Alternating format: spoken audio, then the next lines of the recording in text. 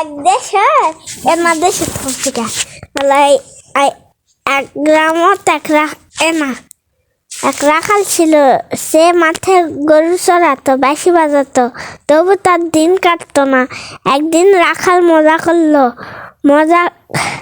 ওই গাছের আল্লারে লুকায় এই গ্রামবাসীকে ডাকলো, বাঘ আইছে। সেই গ্রামবাসীরা এলো। গ্রামবাসীরা বলছে, কোথায় বাঘ?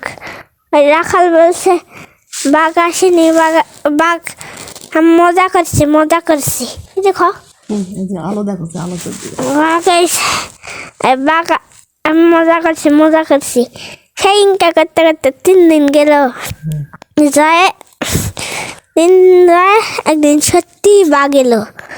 এসে রাখাল চিৎকার করলো, গ্রামবাসীকে ডাকতো, আর কেউ এলো না। বাঘ রাখালকে নিয়ে যায়, আর রাখালকে খুঁজে পাওয়া গেল না। তুমি কেউ ইঁদুরের